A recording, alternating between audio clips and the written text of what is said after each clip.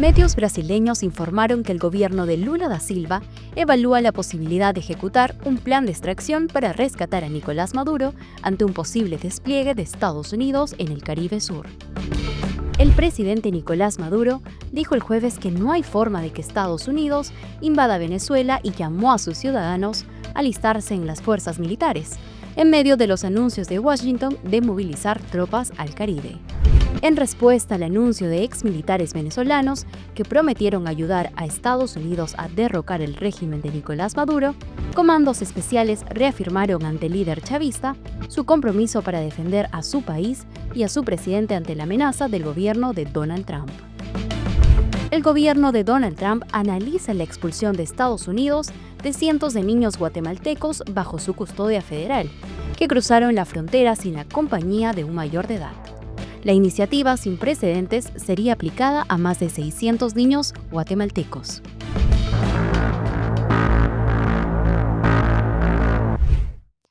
Para Venezuela y sus aliados es inminente una invasión de Estados Unidos en su territorio para derrocar al régimen chavista de Nicolás Maduro.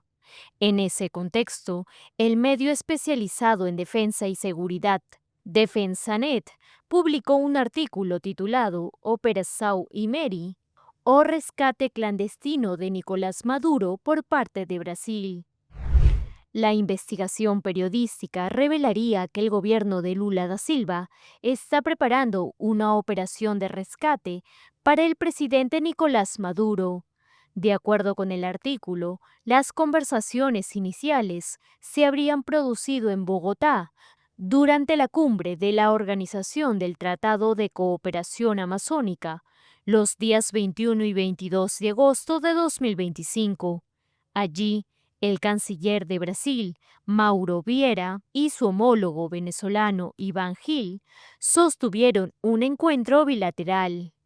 El texto asegura que además de los temas de cooperación fronteriza y económica, se planteó de manera extraoficial la posibilidad de evacuar a Maduro hacia territorio brasileño.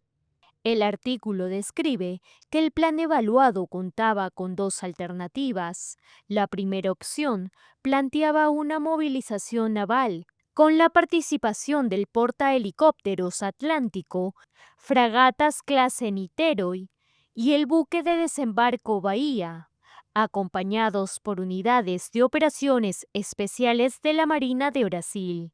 La segunda alternativa consistía en un ingreso aéreo con un avión KC-390 Millennium de la Fuerza Aérea Brasileña. Según el texto, la aeronave debía realizar una operación rápida de extracción en pista, trasladando inmediatamente a Maduro hacia la base aérea de Boa Vista, en el estado de Roraima. El documento sostiene que esta acción se habría presentado públicamente como un ejercicio de entrenamiento militar con el fin de eludir la necesidad de aprobación legislativa en Brasil. No obstante, la Cancillería de Brasil negó esta versión al portal Metrópolis. Según la institución, Vieira no abordó con Gil ninguna discusión relacionada con un plan de extracción de Nicolás Maduro durante su paso por Bogotá.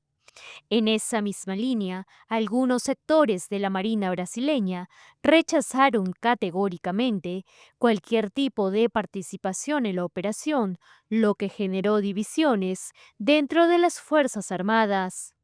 Ante esto, la nota editorial del medio brasileño subrayó: la información aquí presentada es precisa según nuestro entendimiento. Sin embargo, esto no garantiza que la operación Imery se lleve a cabo total o parcialmente, o incluso que llegue a ejecutarse. El propio portal resaltó que parte de los elementos publicados corresponden a análisis de sus redactores y no a versiones oficiales de los gobiernos implicados. En el texto Defensanet también hace referencia a ejercicios militares en Brasil que podrían interpretarse como preparativos de la Operación Imery, aunque aclara que varios de esos movimientos también forman parte de la planeada Operación Atlas, organizada desde Manaos hasta Pacaraima. En respuesta al anuncio de exmilitares venezolanos que escaparon del régimen chavista y que prometieron ayudar a Estados Unidos a derrocar al régimen de Nicolás Maduro, comandos especiales reafirmaron ante el líder chavista su compromiso para defender a su país y a su presidente ante la amenaza del gobierno de Donald Trump. Hoy mi comandante en jefe, cuando somos asediados por el imperio más genocida en la historia de la humanidad, los Estados Unidos de Norteamérica, los operadores especiales revolucionarios, nos colocamos en la primera línea de batalla para defender la patria de Bolívar y Chávez.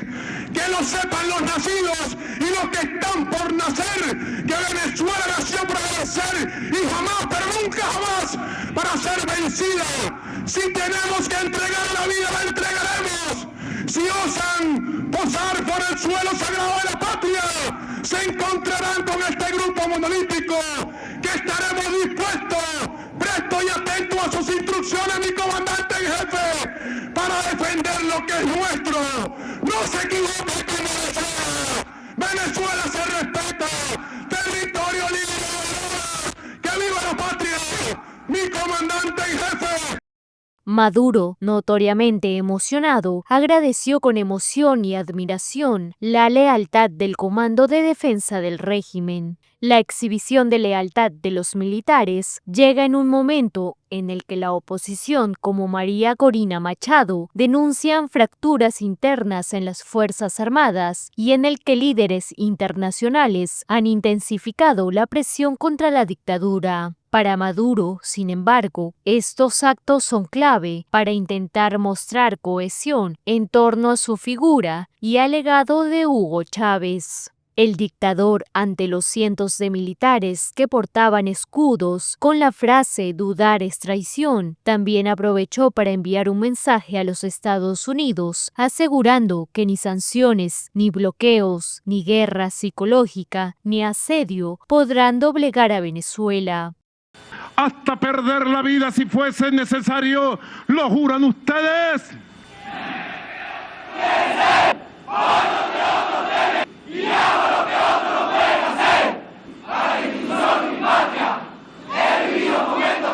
Quedan ustedes investidos desde este momento en profesionales de los cuerpos especiales de la República Bolivariana de Venezuela.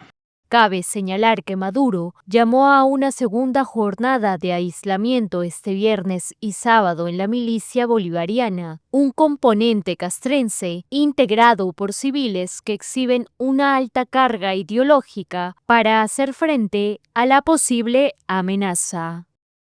El líder de Venezuela, el chavista Nicolás Maduro, agradeció este jueves a su homólogo colombiano Gustavo Petro por ordenar un aumento del número de efectivos en la región del Catatumbo, ubicada en la frontera entre ambos países, para enfrentar, según dijo el colombiano, a las fuerzas de la mafia.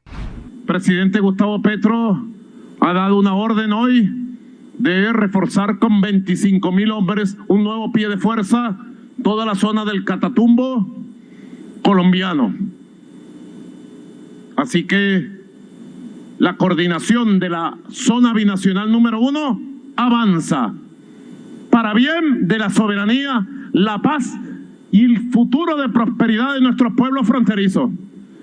Nuestra tierra la vigilamos, la cuidamos y la preservamos nosotros, venezolanos y colombianos, unidos por la paz, por la prosperidad y por la soberanía. Asimismo, informó que dio la orden a su ministro de Defensa, Vladimir Padrino López, para que vuelva a llamar y coordine con su homólogo de Colombia, Pedro Arnulfo Sánchez, la defensa de la zona fronteriza entre ambos países y que este territorio sea limpiado de bandas narcoterroristas. Le he dado la orden al ministro Padrino para que vuelva a llamar y conversar con el ministro Sánchez, ministro de la Defensa de Colombia, y siga dándose las coordinaciones para que la zona número 1 binacional, que engloba del lado venezolano a el Táchira y la frontera completa del Zulia hasta La Guajira siga siendo defendida,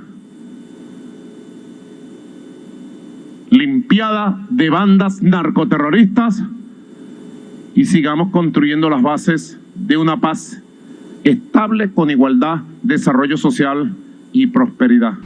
Como se sabe, el jueves por la noche, el presidente de Colombia informó que su país desplegará 25.000 soldados en la región. En Catatumbo, operan la guerrilla del Ejército de Liberación Nacional, el Frente 33 de las disidencias de la FARC y grupos narcotraficantes que luchan por el control territorial. Este anuncio de Petro se une a lo informado por el ministro del Interior del régimen de Venezuela, Diosdado Cabello, quien aseguró que enviaron a 15.000 uniformados a los estados Táchira y Zulia, fronterizos con Colombia, para asegurar la paz y combatir a los grupos delictivos. Hoy puedo decir, luego de 20 días continuos de anuncios, amenazas, guerra psicológica, luego de 20 días de asedio contra la nación venezolana, hoy estamos más fuertes que ayer. Hoy estamos más preparados para defender la paz, la soberanía y la integridad territorial que ayer. Mucho más. Nuestra tierra la vigilamos, la cuidamos y la preservamos nosotros, venezolanos y colombianos, unidos por la paz, por la prosperidad y por la soberanía. La posición del régimen de Maduro es que en Venezuela no existen campamentos de grupos armados colombianos y es un territorio libre de sembradíos de drogas. Las acciones de gobiernos de Colombia y Venezuela tienen lugar en medio de las tensiones con Estados Unidos ante las maniobras planteadas por ese país en aguas del Caribe, cercanas a Venezuela, para combatir el narcotráfico. De nuestras montañas. El presidente Nicolás Maduro dijo el jueves que no hay forma de que Estados Unidos invada Venezuela y llamó a sus ciudadanos a alistarse en las fuerzas militares, en medio de los anuncios de Washington de movilizar tropas al Caribe. Hoy puedo decir, luego de 20 días continuos de anuncios, amenazas, guerra psicológica, luego de 20 días de asedio contra la nación venezolana, hoy estamos más fuertes que ayer. Hoy estamos más preparados para defender la paz, la soberanía y la integridad territorial que ayer. Mucho más. Estados Unidos anunció el envío de 5 buques de guerra y unos 4.000 efectivos hacia el Caribe Sur, cerca de las aguas territoriales de Venezuela, para maniobras contra el narcotráfico. La AFP divisó al destructor lanzamisiles USS Lake Erie en un puerto de entrada en el Pacífico al Canal de Panamá. La operación coincide además con el aumento a $50 millones de la recompensa que ofrece Washington por la captura de Maduro y la declaratoria como terrorista de un supuesto cártel que lidera el mandatario venezolano. Maduro llamó a una segunda jornada de alistamiento el viernes y sábado en la milicia bolivariana, un componente castrense integrado por civiles que exhiben una alta carga ideológica para hacer frente a la posible amenaza. El mandatario dijo que la Fuerza Armada cuenta con 4,5 millones de milicianos, aunque expertos ponen la cifra en duda. Su embajador en Naciones Unidas, Samuel Moncada, envió una carta al secretario general Antonio Guterres en la que le pidió que exhorte al gobierno de Estados Unidos a cesar de una vez por todas sus acciones hostiles y sus amenazas, y respetar la soberanía, la integridad territorial y la independencia política de Venezuela. Denunciamos ante el mundo con la mayor firmeza que la introducción de un componente nuclear en el Caribe atenta contra la estabilidad hemisférica, erosiona la confianza en el régimen internacional de no proliferación y desarme y pone en riesgo la paz y la seguridad, tanto regionales como internacionales. Maduro celebró además la coordinación de seguridad con Colombia, luego que el presidente Gustavo Petro ordenó la militarización de la zona del Catatumbo con 25.000 soldados. El mandatario venezolano destacó además que en medio de la coyuntura ha ganado más apoyo internacional que nunca. Venezolanos y colombianos unidos por la paz.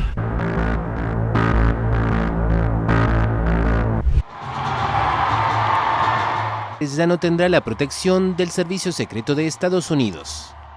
El gobierno de Donald Trump revocó una extensión que había sido aprobada por el entonces mandatario Joe Biden para Harris, cuya protección regular como exvicepresidenta de 6 meses expiró el 21 de julio. La primera mujer en llegar a la vicepresidencia del país asumió en 2024 la candidatura demócrata, después de que Biden se retirara de la carrera en medio de preocupaciones por su salud.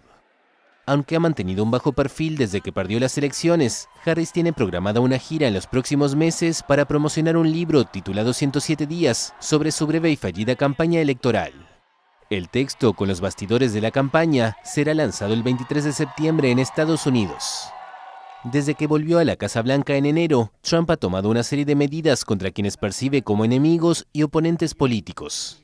Le ha retirado autorizaciones de seguridad a funcionarios y exfuncionarios, puso en la mira estudios jurídicos involucrados en casos pasados en su contra y recortó fondos federales a universidades. La semana pasada, agentes del FBI allanaron la casa y la oficina de su exasesor de seguridad nacional John Bolton, actualmente un ferviente crítico de Trump, por una investigación que, según las autoridades, involucra documentos clasificados. El gobierno de Donald Trump expulsará de Estados Unidos a cientos de niños guatemaltecos bajo su custodia federal que cruzaron la frontera sin la compañía de un mayor de edad. La iniciativa, sin precedentes, sería aplicada a más de 600 niños guatemaltecos bajo custodia del Departamento de Salud y Servicios Humanos, encargado de su cuidado hasta que puedan ser liberados, para su posible deportación, como parte de un programa piloto en coordinación con el gobierno de Guatemala. Según fuentes de CNN, los funcionarios de la administración republicana buscan presentar las expulsiones de estos niños como repatriaciones, lo que implicaría que los niños no tendrían consecuencias futuras si quieren reingresar al país a través de una vía legal. Sin embargo, defensores de los derechos y exfuncionarios expresaron escepticismo sobre la comprensión de los niños sobre su expulsión, en particular porque muchos carecen de abogados. Como se sabe, según las cifras oficiales, a la fecha existen poco menos de 2.000 niños bajo la custodia del Departamento de Salud y Servicios Humanos, y la mayoría de los niños migrantes no acompañados que llegan a la frontera sur de Estados Unidos provienen de Guatemala, Honduras o El Salvador. Donald Trump y sus asesores se han centrado en los niños migrantes liberados en Estados Unidos, argumentando que corren peligro y que no se ha contabilizado su paradero, además de criticar la gestión del gobierno de Biden con respecto a estos niños. Si bien los defensores de los inmigrantes sostienen que la seguridad infantil debe ser una prioridad, especialmente cuando se trata de menores migrantes vulnerables, argumentan que las políticas de la administración de Trump tienen el riesgo de causar más daño que beneficio. Según CNN, la administración busca aplicar con los niños lo que realizó con adolescentes en los últimos meses.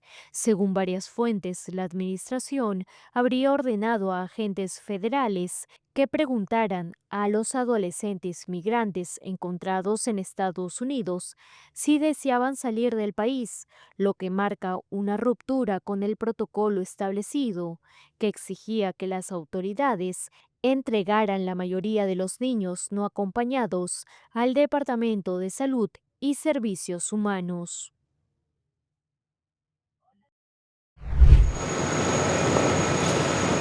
Estados Unidos puso fin oficialmente el viernes a las exenciones arancelarias a una gran mayoría de pequeños paquetes que entran al país.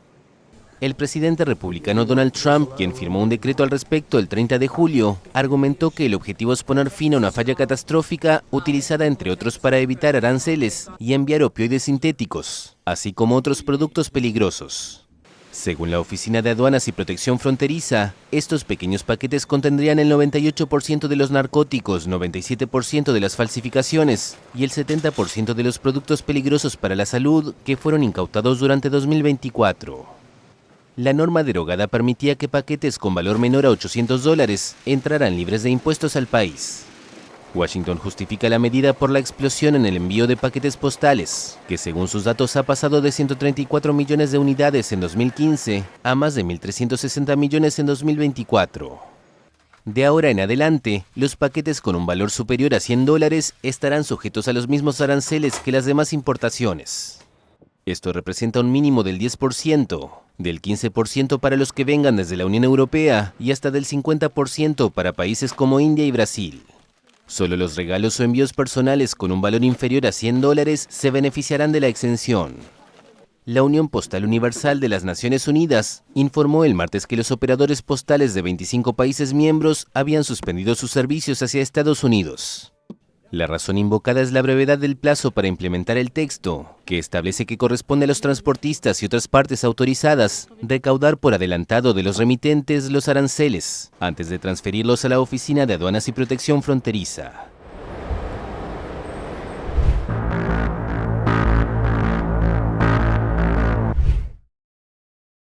Francia, Reino Unido y Alemania activaron el jueves el mecanismo que permite reimponer las sanciones de la ONU contra Irán por no haber cumplido los compromisos sobre su programa nuclear. Los tres países notificaron en una carta al Consejo de Seguridad de la ONU que creen que Irán está en una posición de incumplimiento significativo de sus compromisos en virtud del acuerdo nuclear de 2015. Invocaron así un mecanismo que inicia un proceso de 30 días y que permite reimponer una serie de sanciones suspendidas hace 10 años.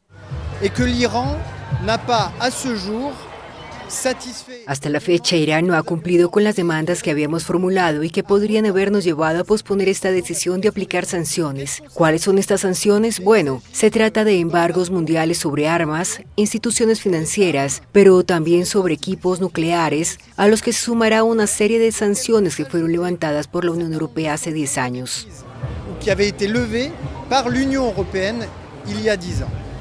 El ministro de Relaciones Exteriores de Irán, Abbas Araghchi, prometió que su país responderá a esta decisión, que calificó de ilegal e injustificada, y advirtió que la decisión socavará gravemente el proceso de interacción y cooperación en curso entre Irán y el Organismo Internacional de Energía Atómica. El Consejo de Seguridad de la ONU, compuesto por Estados Unidos, Francia, Reino Unido, Rusia y China, mantendrá una reunión de emergencia el viernes para abordar el programa nuclear iraní.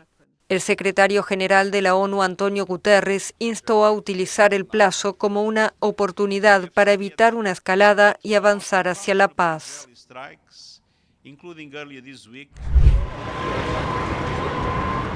Más de 800 personas fueron ejecutadas en Irán en lo que va del año. Eso indicó el viernes la Oficina de Derechos Humanos de la ONU, que denunció el uso de la pena capital como herramienta de intimidación por parte del Estado. Irán ha hecho caso omiso de múltiples llamamientos para unirse al movimiento mundial en favor de la abolición de la pena de muerte. Solo en julio, las autoridades iraníes ejecutaron a 110 personas. La portavoz lamentó en particular el recurso de ejecuciones públicas al que describió como un ultraje a la dignidad humana y dijo haber documentado 7 casos de este tipo desde el inicio del año.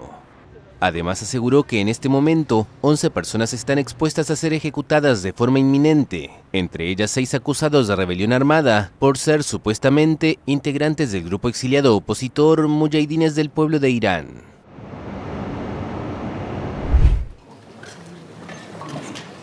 El Consejo de Seguridad de la ONU decidió el jueves prorrogar por última vez el mandato de la Fuerza de Mantenimiento de la Paz en el sur del Líbano y, bajo presión de Estados Unidos e Israel, programar su retirada en 2027. Unos 10.800 cascos azules han actuado como intermediarios entre Israel y Líbano desde marzo de 1978. Pero la renovación habitual de su mandato, que expira el domingo, enfrentó este año la hostilidad de Israel y su aliado estadounidense, quienes reclamaban su retirada. Hoy podemos declarar que la FINUL concluye su mandato en la frontera entre Israel y Líbano. Nos encontramos en un momento decisivo para Líbano, Israel y la región en lo que respecta a los próximos pasos. Danon acusó a la FINUL de no haber logrado impedir que Hezbollah tomara el control de la región. Elogiamos el progreso del despliegue de las Fuerzas Armadas libanesas desde que entró en vigor el cese de hostilidades y seguiremos trabajando con las Fuerzas Armadas libanesas para ampliar sus capacidades mientras el Líbano lleva a cabo su labor crucial de desarme de Hezbollah. El Consejo decidió prorrogar el mandato de la FINUL por primera vez hasta el 31 de diciembre de 2026 e iniciar una reducción y retirada ordenadas y seguras a partir del 31 de diciembre de 2026 y en el plazo de un año. Al final de este periodo, el ejército libanés será el único que pueda garantizar la seguridad en el sur del país, según precisa el texto.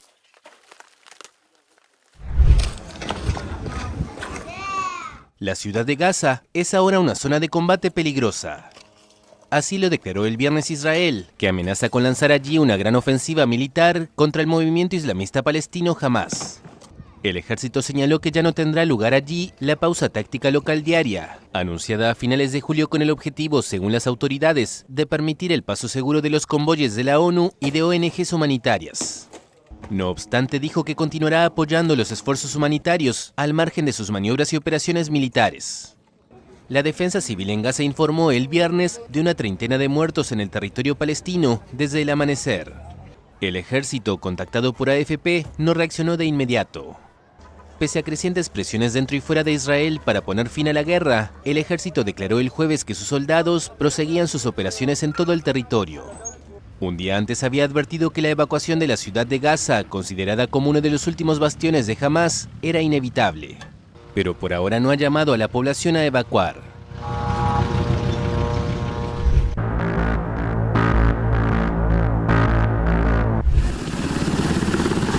Una treintena de soldados colombianos fueron liberados el jueves luego de 3 días retenidos en un enclave guerrillero plagado de narcocultivos y donde opera la mayor disidencia de la extinta guerrilla FARC.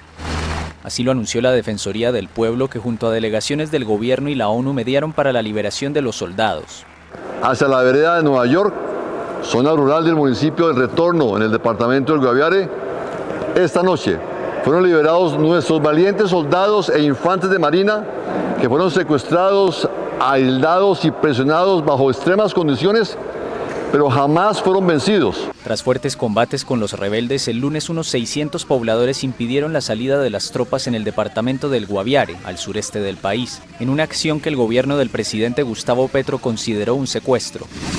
Desde el domingo empezaron enfrentamientos entre el ejército y la guerrilla al mando de Iván Mordisco, que dejaron 10 muertos y 2 capturados. Mordisco es el hombre más buscado de Colombia, que Petro compara con el difunto varón de la cocaína Pablo Escobar. Conocida como el Estado Mayor Central, esta estructura es el principal bloque de frentes que se negaron a firmar el acuerdo de paz de 2016 con el que se desmovilizó el grueso de las FARC. La semana pasada, otro grupo al mando de Mordisco hizo estallar un camión bomba que mató a 6 personas y dejó más de 60 heridos en Cali, la tercera ciudad más poblada del país. Las retenciones de militares y policías son frecuentes en Colombia y suelen realizarlas campesinos, según el gobierno, obligados o manipulados por los grupos armados en zonas con poca presencia del Estado. Guyana celebra el lunes próximo elecciones generales en medio de la tensión con Venezuela por la disputada región del Esequibo, un territorio rico en petróleo y minerales del que depende una anhelada promesa de prosperidad. De los 850.000 habitantes del único país de habla inglesa de América del Sur, 750.000 están llamados a votar en estas elecciones legislativas de una sola vuelta, que coronan como presidente al candidato cuyo partido resulte vencedor. De los 6 aspirantes, 3 se perfilan como favoritos, incluido Irfan Ali, del Partido Progresista del Pueblo, quien busca un segundo mandato.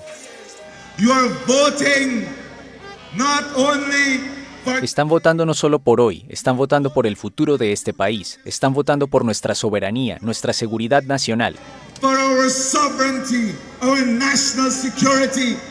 Los 2 rivales de Ali son el líder opositor Aubrey Norton, de la coalición Alianza para una Nueva Unidad, y el multimillonario Azruddin Mohammed, quien fundó Invertimos en la Nación y busca romper con años de un sistema bipartidista. El ganador de los comicios será responsable de administrar la inmensa riqueza petrolera de este pequeño país, que vive todavía en condiciones de pobreza. Estás trabajando tan duro, deberías poder permitirte una vida cómoda. No quieres vivir tu vida como los ricos, pero quieres vivir una vida en la que puedas estar satisfecho con tu trabajo y ya sabes, por el sudor de tu frente, comerás. Y quieres estar al menos un poco cómodo. Guyana tiene las mayores reservas de petróleo per cápita del mundo y ha cuadruplicado su presupuesto estatal. Sin embargo, tras el descubrimiento de ExxonMobil en 2015 de grandes yacimientos de petróleo en el Esequibo, se han generado tensiones agudas con Venezuela, que reclama desde hace 100 años soberanía sobre ese territorio de 160.000 kilómetros cuadrados. El país inició su producción petrolera en 2019 y espera pasar de 650.000 barriles diarios actuales a más de 1 millón en 2030. Ali centra su campaña en los logros de su gobierno, muy beneficiado por los nuevos ingresos petroleros. Norton, en cambio, acusa al gobierno de Ali de corrupto y de no tomar medidas para abordar el alto costo de vida. Guyana tiene la tasa de crecimiento del PIB más alta de América Latina. En 2024 su tasa fue del 43,6%. En el emblemático mercado Stabroek, en el centro de la capital Georgetown, las opiniones se dividen. Déjenme decirles, el petróleo no es nada, porque como dijo mi tía, tenemos azúcar, tenemos oro, tenemos bauxita, tenemos madera, tenemos muchos recursos y aún así el país todavía clama por más. El gobierno del PPP está sofocando a la gente del país.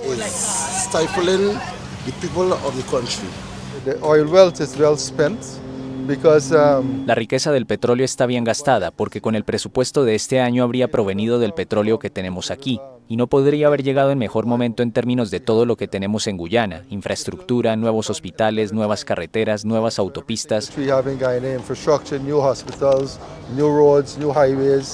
El presidente guyanés tiene el apoyo de Washington en la histórica disputa con Venezuela por la región del Esequibo, que llamó a elecciones en mayo para escoger a un gobernador del territorio, aunque sin incursión en el área. Guyana considera que su frontera fue ratificada en un laudo en 1899 y solicita a la Corte Internacional de Justicia que ponga fin a todo reclamo. A su vez, Venezuela apela a un acuerdo firmado en 1966 con Reino Unido en Ginebra antes de la independencia guyanesa que anulaba ese laudo y planteaba bases para una negociación. La población guyanesa, con marcadas diferencias entre las comunidades de antepasados indios, africanos o indígenas, sigue en la actualidad muy dividida y se prevé una contienda electoral reñida el 1 de septiembre.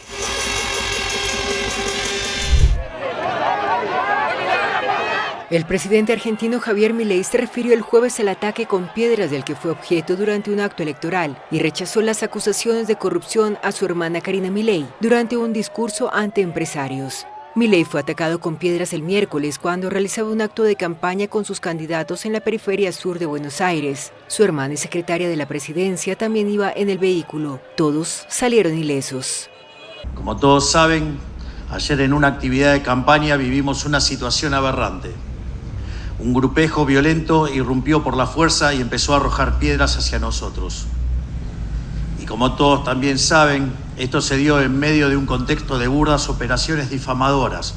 Cuando nos metimos a la política sabíamos que esto iba a ser difícil porque la casta está enquistada en el Estado hace décadas y que van a hacer lo que sea por defender sus privilegios. Los incidentes tuvieron lugar en medio de un escándalo por supuesta corrupción en la adjudicación de fondos para discapacitados, a pocos días de las elecciones provinciales de Buenos Aires y a 2 meses de las legislativas nacionales. Desde el pasado 19 de agosto se difundieron varios audios atribuidos al entonces titular de la Agencia Nacional de Discapacidad, Diego Españuolo, quien fue despedido poco después de la filtración. En los audios, la supuesta voz de Españuolo atribuye a Karina Milei el cobro del 3% de las compras de Andis a la droguería suizo-argentina que distribuye los fármacos y niega las acusaciones. Los comicios provinciales del 7 de septiembre y nacionales del 26 de octubre renovarán parcialmente la composición del Congreso y servirán como un barómetro de la gestión de Milei.